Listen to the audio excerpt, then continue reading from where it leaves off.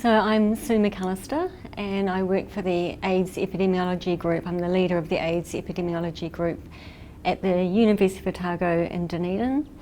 And so we've been contracted by the Ministry of Health for the last 30 years actually to do the surveillance of HIV and AIDS in New Zealand. So collecting the information on anyone who's been diagnosed with HIV or with AIDS over the years. So what I presented this morning, so in 2018 there were 178 people who were diagnosed with HIV, and the good news is that that is a decline from the previous 2 years. 2016 was the highest ever, 2017 the numbers declined, and 2018 a further decline, so really good news.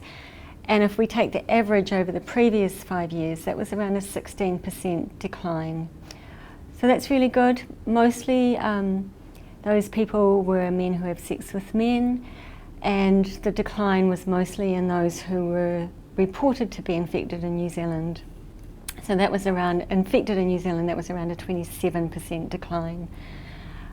So again, really good news. Most of those men who have sex with men are European, but what we did see was a slight increase in the Māori men. These are very small numbers, but it's something that we will want to watch.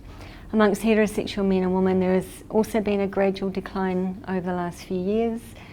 Very, very small numbers. I think the main concern with the heterosexual men and women is that they are diagnosed late. So around 50% of heterosexual men and women are diagnosed with a CD4 count less than 350 at the time of diagnosis. So their infection has occurred some years before. Then also with, we collect information on the mode of infection. So what we've also reported was injecting drug users. And one thing that we did note for 2018, that there were 6 people who were reported to have either been infected through male-to-male sex or injecting drug use in New Zealand. So that was the highest ever. So it was only 6, so small numbers. But that was the highest that we've ever had of that MSM/IDU ever since we've been doing the reporting. So that's just something else to watch. So overall, decline in numbers, slight concern about the Māori men, and concern about the heterosexual men and women who are diagnosed late. The other thing that I presented this morning was around some preliminary data on Cascade of care. So of those who have been diagnosed in New Zealand and on our database between 2005 2017, how many are on antiretroviral therapy and how many have a suppressed viral load. So this is very preliminary data.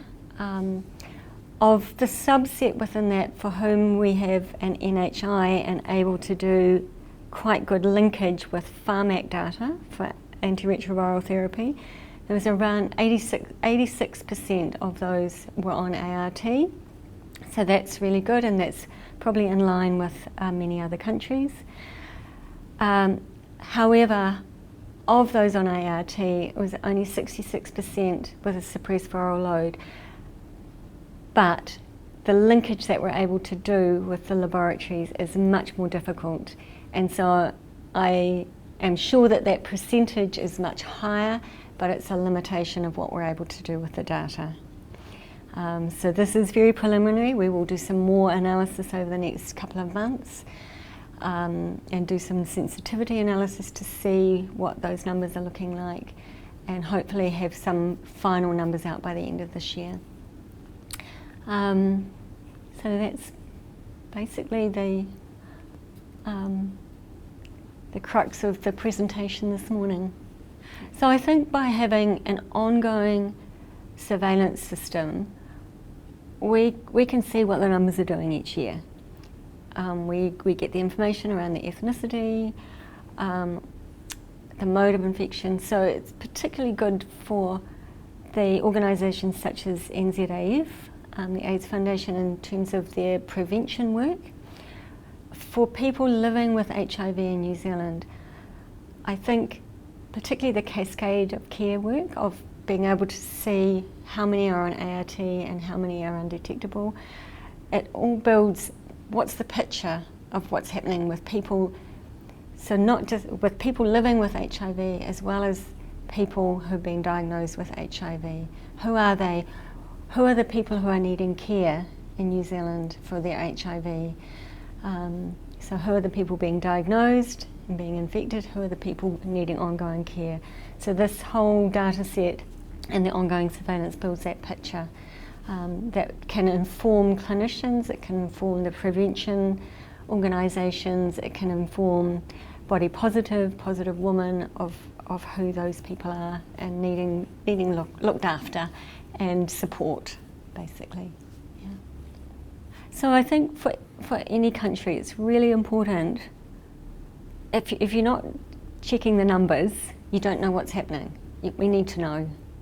We need to know. Obviously we want to see these numbers going down, and by collecting the numbers we can inform, as I've just mentioned. Otherwise people are working in the dark.